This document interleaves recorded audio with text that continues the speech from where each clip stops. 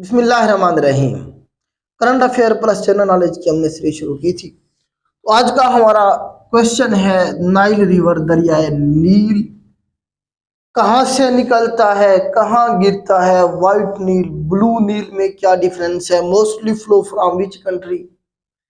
कहाँ पे ये दोनों मिलते हैं, ब्लू नाइल और वाइट नाइल? ये सारे सवाल हम इसमें डिस्कस करेंगे। तो एक तो याद रखिएगा, दरिया नील जो है ये दुनिया का सबसे लंबा दरिया है। लॉन्गेस्ट की टर्म यूज करेगा वो, लार्जेस्ट नहीं कहेंगे। लार्जेस्ट होता है साइज में, वॉल्यूम में बड़ा, वो हम आगे चल के अमेज़न रिवर के बारे में पढ़ेंगे। तो लॉन्गेस्ट लंबाई के हिसाब से याद रख, कितनी लंबाई है ये भी याद रखेंगे आप। 6650 किलोमीटर इसकी लेंथ है, ये आपने याद रखनी है। मैप में थोड़ा सा आपको दिखाया गया है, लेकिन इसका जो क्लियर मैप है मैं वो आपको दिखाता हूँ। उसमें जरा हम डिस्कस करेंगे कि ये कहाँ से निकलता है और कहाँ पे ये गिरता है।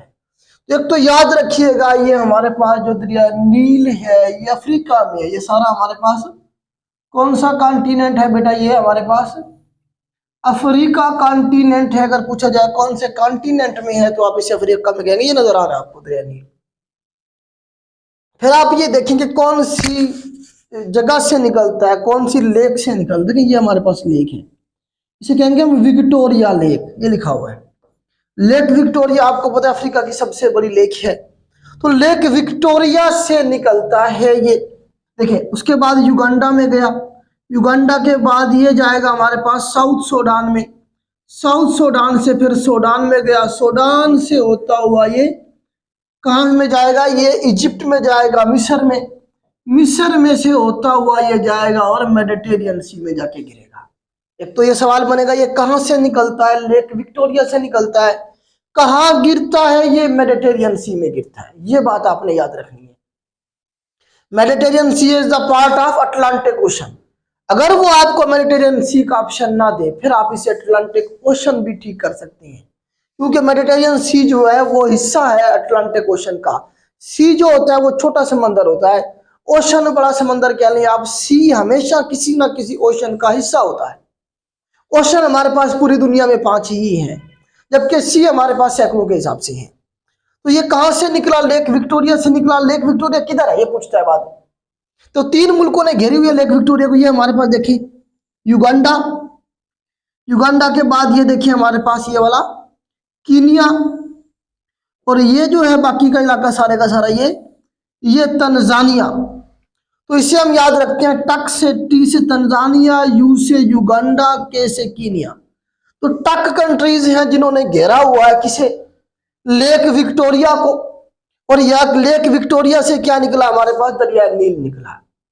अब दरिया नील 2 हैं। ये जो लेक विक्टोरिया से निकला इसे कहेंगे हम व्हाइट नाइल। क्या कहेंगे इसे? हम व्हाइट नाइल कहेंगे। व्हाइट नाइल जो है वो किधर से निकल रहा है? विक्टोरिया से। विक्टोरिया आपको पता है मलका है, विक्टोरिया गोरी, व्हाइट नील, इस तरह से आप याद कर सकते हैं। अच्छा एक और दरिया नील भी है, वो देखें। ये जो हमारे पास मुल्क है, ये लैंडलॉक कंट्री हमारे पास, इसे हम कहते हैं इथोपिया, जिसे हमने हिजरत हबशा के टाइम पढ़ा था कि मुसलमान यहाँ से सऊदी अरब से मक्का से हिजरत करके हबशा चले गए थे। तो इथोपिया का पुराना नाम पूछता है वो क्या है बेटा? अबैसिनिया या हबशा इसे कहते हैं हम। तो यहीं पे एक लेक है हमारे पास जिसका नाम है लेक टाना, TANA, टाना।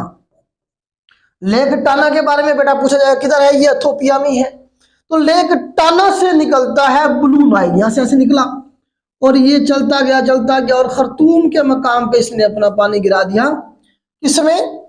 व्हाइट नील में। तो दरिया नील 2 हो गए, एक व्हाइट नील यहां से आया नीचे से, एक इधर से ब्लू नाइल आया। ब्लू नाइल कहां से निकला? लेक विक्टोरिया से निकला, लेक टाना से निकला। जो ब्लू है लेक टाना से, इथोपिया से। मुल्क का पूछे तो इथोपिया कहेंगे।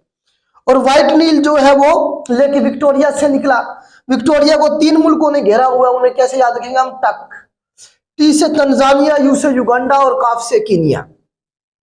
अब ये पूछता जी बताएं ब्लू नाइल और व्हाइट नाइल कौन सी जगह पे मिलते हैं? तो ये सूडान में मिलते हैं, खर्तूम के मकाम पे। खर्तूम आपको पता है सूडान का कैपिटल है।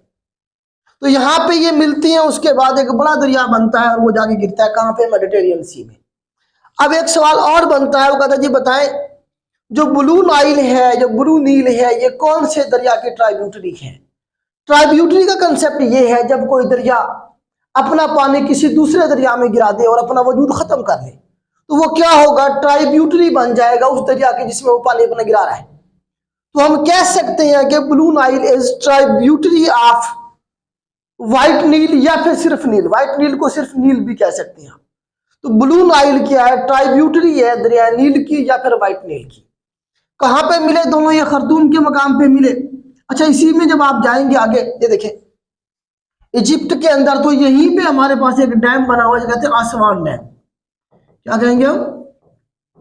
आसवान डैम। आसवान डैम के हवाले से आप याद रखेंगे, जमाल अब्दुल नासिर के बारे में हमने पढ़ा था, तो उसने ये सुइज कैनाल भी यहीं पे हमने पढ़ी है। सुइज कैनाल भी हमने यहीं पे पढ़ी है। तो सुइज कैनाल जब क्राइसिस पैदा हुआ 1956 में, तो उस वक्त इसकी कंस्ट्रक्शन शुरू की गई थी। इसके पैसे बरतानिया और अमेरिका ने दिए थे।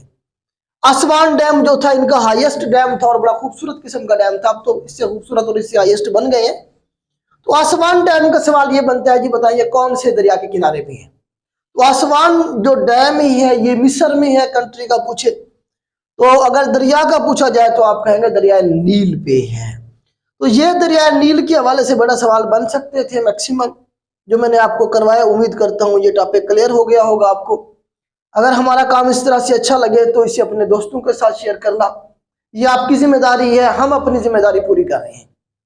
आज के लिए इतना ही। अल्लाह हाफिज।